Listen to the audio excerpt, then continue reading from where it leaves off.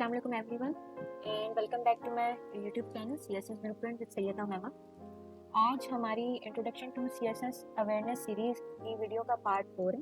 ठीक है, इसमें जिस चीज़ पे हम डिस्कशन करेंगे वो ये है कि सीएसएस का कोटा सिस्टम क्या है, किस तरीके से वो डिवाइड किया गया है, ठीक है, कैसे डिज़ाइन किया गया है। ठीक है, उसके साथ साथ सीएसएस का जो पूरा टाइम टेबल है, जो पूरा प्रोसेस का from MPT to your final training, ठीक है, इनकी डेट्स क्या होती हैं, इनकी मंथ्स क्या होती हैं, ठीक है, उसके बारे में हम डिस्कस करेंगे।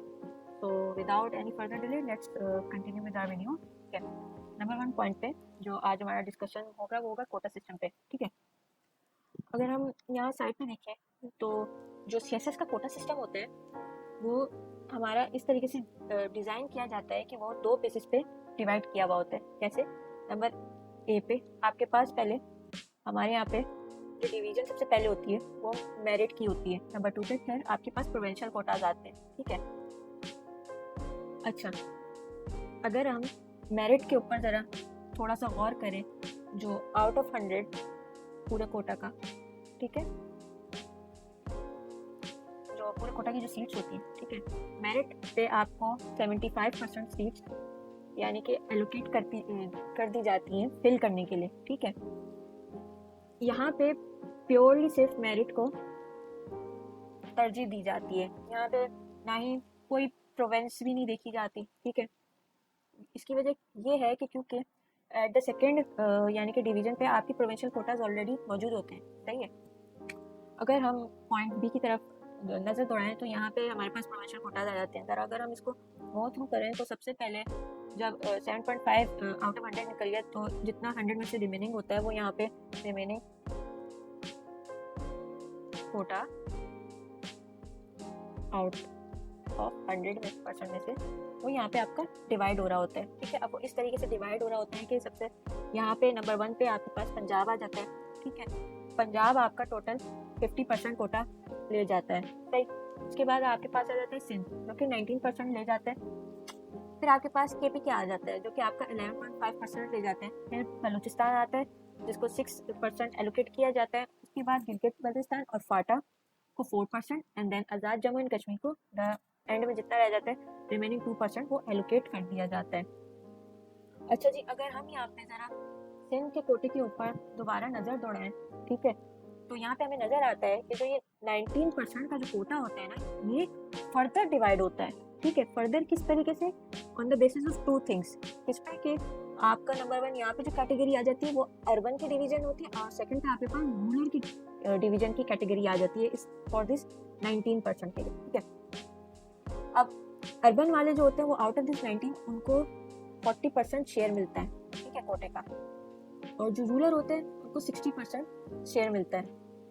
अच्छा, अब यहाँ पे ये रद्द अमल इसलिए लिया गया है बाय द गवर्नमेंट, हमारे फेडरल बॉडी, के बाज़ औक़ात बहुत ऐसे कैंडिडेट्स होते हैं, सही, जो बहुत बैकवर्ड एरिया से बिलोंग कर रहे होते हैं, उनके यहाँ पे कोई चीज़ इतनी एजुकेशन की फैसिलिटी प्रोवाइडेड नहीं होती बनिस्बत हमारे शहरों के। ठीक है, तो बेचारे बहुत मेहनत करके उस तरीके से मेहनत मजदूरी हर तरीके से करके आगे निकलते हैं। ठीक है, तो उनको एक इक्वल यानी कि लेवल प्रोवाइड करने के लिए यहाँ पे ये मेजर यानी कि अप्लाई की गई है। ठीक है, अगर हम ज़रा यहाँ पे अर्बन एरियाज के नाम पढ़ लें तो यहाँ पे हमारे पास कराची, हैदराबाद एंड सक्कर आ जाती है। ठीक है, और रूरल एरिया में आउट ऑफ दिस 3 यानी कि सिटीज़, जो रिमेनिंग डिस्ट्रिक्ट्स एंड सिटीज़ हैं वो हमारे सिंध के रूरल एरियाज में काउंट हो जाते हैं। ठीक है, अच्छा, एक चीज़ यहाँ पे मैं ऐड और कर दूँ कि अगर हम आउट ऑफ 19% में से जो 40% की जब हम कैलकुलेशन करते हैं तो टोटल जो हमें यानी कि अर्बन वालों को जो एलोकेट होता है वो 7.6% सीट्स एलोकेट की जाती है। ठीक है, और 11.4% विद रिस्पेक्ट टू 60%। ठीक है, जब हम यानी कि इसको कैलकुलेट करते हैं तो 11.4% निकलता है। यहाँ पे ये रूरल वालों को सीट्स एलोकेट कर दी जाती हैं। ठीक है, अब यहाँ पे हमारे पास फर्दर डिवीजन आती है। ठीक है, अगर हम फर्दर डिवीजन को ज़रा देखें तो फर्दर डिवीजन में हमारे पास ओपन मेरिट आ जाती है और वुमेन कोटा आ जाता है और माइनॉरिटीज़ का कोटा आ जाता है। अच्छा, ये जो फर्दर डिवीजन होती है ना, ये हमारी कहाँ एप्लीकेबल होती है? ये हमारी प्रोविंशियल कोटे में अप्लाई होती है। अब अगर नीचे मैंने अभी रिसेंट जो 2023 की यानी कि जो जब अटैम्प्ट हुई थी, इसका जो ऑफिशियल जो डॉक्यूमेंट है वो अवेलेबल था, तो मैंने अटैच किया है इस चीज़ को फर्दर डिवीजन को समझाने के लिए। तो अगर हम यहाँ पे गौर करें तो let's take the example of Sindh. ठीक है, अब ये हमारे पास सिंध है। जैसा कि आपको पता है कि सिंध को 19% का quota as a whole province मिल रहा था। ठीक है, जो कि फर्दर डिवाइड हो जाता है हमारे पास Sindh rural and Sindh urban पे। रूरल पे हमारे पास 11.4% एंड सिंध अर्बन पे हमारे पास 7.6% आ जाता है। ठीक है, अब गौर से यहाँ देखें, जो फर्दर डिवीजन वाली ये वाली जो सारी बातें हैं, वो अगर हम यहाँ पे कोटे में देखें तो ये ओपन मेरिट का कोटा हमारे पास आ जाता है, वुमेन का कोटा आ जाता है, माइनॉरिटीज़ का आ जाता है। अच्छा, अब अगर ओपन मेरिट का कोटा कितना होता है हमारे पास, तो अगर हम इधर देखें तो वो हमारे पास टोटल 65% होता है, वुमेन का 10% होता है और माइनॉरिटीज़ का 5% होता है। ठीक है, यहाँ पे जो होता है कि फर्दर कैलकुलेशन की जाती है जिसकी बेसिस पे फिर आगे इन वैल्यूज में से इनको और फर्दर कैलकुलेट करके सीट्स एलोकेट की जाती है। अब जैसे कि यहाँ पे अगर हम नज़र दौड़ाएं तो फ्रेश वैकेंसीज में आपको दिखेगा कि आपके पास यहाँ पे पाकिस्तान ओपन मेरिट पे आपके पास पाकिस्तान ऑडिटिंग एंड अकाउंट्स की 2 सीट्स यानी कि पास की गई थी कस्ट और ट्रेड ग्रुप्स की, कॉमर्स एंड ट्रेड ग्रुप की 1 यानी कि मांगी गई थी। पाकिस्तान कस्टम सर्विस की 2, पाकिस्तान एडमिट सिस्टम की 5 और फॉरेन सर्विस की 5, इनलैंड रेवेन्यू सर्विस की 4, ऑफिस मैनेजमेंट ग्रुप की 3, पुलिस सर्विस ऑफ पाकिस्तान की 4 एंड जो आपकी पोस्टल ग्रुप की उसकी 1 थी।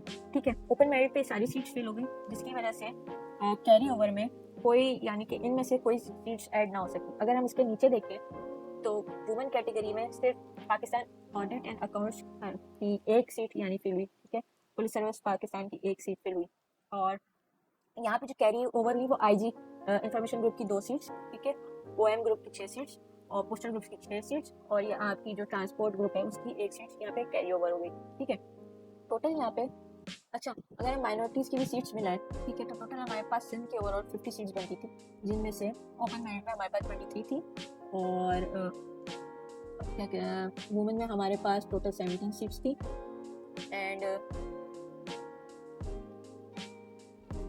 हमारे पास राइट एंड माइनॉरिटीज़ में हमारे पास 10 सीट्स थी। ठीक है, तो ये आपका टोटल पूरा बन गया राइट।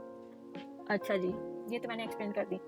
कैरीड ओवर सीट्स वो सीट्स होती हैं जो आपके लास्ट सीएसएस में से जो सीट्स फिल होना से रह जाती हैं, ठीक है, फिल नहीं होती। ठीक है, वो आपके जो अपकमिंग सीएसएस आता है उसमें आके ऐड हो जाती है। अच्छा, ये जो कैरीड ओवर सीट्स है ये आपकी जो मेरे ख्याल से अभी 2023 की थी। ठीक है, तो ये 2022 की जो पोस्ट फिल नहीं हो सकी वो आगे 2023 में फर्दर ऐड हो गई। सही। अच्छा, ये जो पूरा जो यानी कि ये पूरी जो आपके पास ये डॉक्यूमेंट होता है, ये हर जो ऑक्यूपेशनल ग्रुप आपका होता है, ये ईच ईयर आपकी कैबिनेट जो होती है करंट टाइम की, ठीक है, गवर्नमेंट कैबिनेट होती है, उसको यानी कि रिले करता है कि भाई हमें इस साल इतनी पोस्ट पे इतने लोग चाहिए।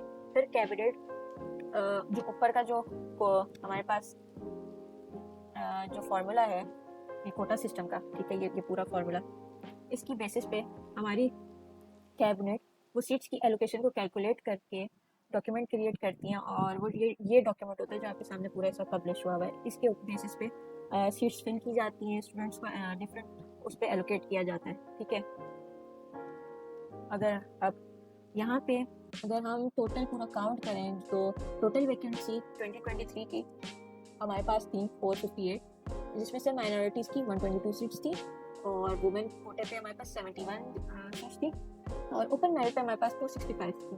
ठीक। अच्छा जी, अब यहाँ पे सेकंड नंबर पे जो डिस्कशन का पॉइंट है हमारा वो है एग्जामिनेशन टाइम टेबल। ठीक है, सीएसएस का। अच्छा, जो सीएसएस का जो पूरा प्रोसेस है ना वो टोटल 6 फेजेस में होता है। ठीक है, इन डेट्स इन मंथ्स जो होते हैं इनको आपको याद रखना एज एन एस्पायरेंट बहुत ज़रूरी होता है। ठीक है, क्योंकि अगर एक दफ़ा आपसे वो विंडो मिस हो जाए तो फिर आपको पूरा 1 साल इन यानी कि जो ये आपकी ओपनिंग्स होती हैं, अपॉर्चुनिटीज़ होती हैं, इनके लिए वेट करना पड़ता है। ठीक है, तो सबसे पहले जो आपका नंबर 1 फेज होता है वो होता है आपका एमपीटी का, ठीक है। इसका जो रजिस्ट्रेशन पीरियड होता है वो आपका अगस्त में होता है और अगस्त की आपका 15, ठीक है। और 15 से पहले, ठीक है, इसकी अनाउंसमेंट न्यूज़पेपर में आ जाती है, सारे अखबार में आ जाती है, ठीक है। रजिस्ट्रेशन पीरियड आप अपना पूरा करते हैं, उसमें अपने डॉक्यूमेंट्स वगैरह या जो भी फिलिंग होती है वो आप फिल करके भेज देते हैं। जो एमपीटी का मंथ होता है वो आपका अक्टूबर का होता है, ठीक। अब जैसे कि लास्ट ईयर काफ़ी प्रॉब्लम्स आई थी जिसकी वजह से जो एमपीटी हुआ था 2025 बैच वालों का वो एक मंथ डिले हो गया था, तो अक्टूबर में होने के बजाय वो आपका नवंबर 17 को हुआ था, जिसकी वजह से काफ़ी सारे कैंडिडेट्स को रिलैक्सेशन थोड़ी सी मिल गई थी और प्रिपरेशन टाइम भी ज़्यादा मिल गया था, ठीक है। चलिए जी, सेकंड फेज पे हमारे पास आ जाता है हमारा मेन, यानी कि जो जिन होता है ना वो रिटन एग्जामिनेशन का। ये आपका स्टार्ट होता है फेब में और मेजरली इसकी जो डेट होती है वो 15 फेब होती है, ठीक है। आपका तकरीबन ये एग्जामिनेशन पूरा 1 वीक का होता है, ठीक। लगातार पेपर होते हैं विदाउट एनी गैप्स। सही, ये देने के बाद फिर आपका उसी साल के 2026 के साल में, ठीक है, आपका रिजल्ट अनाउंसमेंट होगी, ठीक है, तब अक्टूबर के महीने में, ठीक है। ये अक्टूबर का महीना हर, यानी कि जो जिन एस्पायरेंट्स ने अटेम्प्ट दी होती है उनके लिए काफ़ी भारी होता है, ठीक है। अच्छा, जो लोग ये फेज क्लियर करते हैं वो फिर आगे जो आपका लास्ट फेज होता है उसकी तरफ मूव कर जाते हैं। अच्छा, वो लास्ट फेज क्या होता है, वो आपका साइकोलॉजिकल वाइवा होस यानी इंटरव्यू प्लस मेडिकल का यानी कि फेज होता है। अच्छा, ये आपका स्टार्ट होता है नवंबर से लेकर अप्रैल तक के, नेक्स्ट ईयर के अप्रैल तक के, ठीक है। और जैसे कि मैंने यहाँ पे आपको एग्जाम्पल में CSS 2026 की दी हुई, उसी हिसाब से मैंने डेट्स भी डाली हुई सारी, ठीक है। तो नवंबर के 2026 में आपका इंटरव्यू वगैरह ये पूरा प्रोसेस स्टार्ट होगा और ये 2027 के अप्रैल में जाके ये पूरे प्रोसेस कंप्लीट होते हैं, ठीक है। अच्छा, अब 2026 की जो यानी कि अटेम्प्ट है उसका आपका जो रिजल्ट अनाउंस होगा या तो मई के एंड में या जून के स्टार्टिंग में ये रिजल्ट अनाउंसमेंट हो जाती है और साथ ही साथ एलोकेशन भी आ जाती है, ठीक है। उसके बाद लास्ट जो आपका स्टेप होता है वो होता है कि सिविल सर्विस एकेडमिक कमेंसमेंट होती है CTP के लिए, वो आपकी कब होती है, अक्टूबर के महीने में, ठीक है। ये पूरा अगर आप ये टाइमलाइन इसको देखें गौर से, तकरीबन ये जो पूरा प्रोसेस है ये आपका तकरीबन लेता है 1.5 ईयर्स का टाइम, ठीक है, पूरा। तो इन डेट्स और हर चीज़ को मद्देनजर रखते हुए यहाँ पे आपने मेहनत करनी है, क्योंकि 1.5 साल यानी कि एक काफ़ी बड़ा टाइम होता है, इसमें दुनिया इधर से उधर हो जाती है, सही है। अभी कंटेम्प्रेरी टाइम में अगर हम देखें तो सारी चीज़ें बहुत ही फास्ट पेस तरीके से हो रही हैं, तो जो बिगनर एस्पायरेंट्स है उनको मैं यही रिकमेंड करूँगी कि एक एक चीज़ को यानी कि गो थ्रू करें, सब चीज़ों का। कोई भी यानी कि जो अपॉइंटमेंट यानी आपकी ओपनिंग्स की जैसे कि यहाँ पे आई, रजिस्ट्रेशन आ रही है उसकी एग्जामिनेशन की, ठीक है, एमपीटी के और रिटर्न एग्जामिनेशन की, तो इनके ऊपर तो काफ़ी आप नज़र रखें, क्योंकि अगर एक दफ़ा आपसे स्किप हो गया फिर वही 1 साल का वेट करना पड़ता है, क्योंकि ये सारी चीज़ें साल में सिर्फ एक दफ़ा ही एनुअली कंडक्ट की जाती हैं, ठीक है।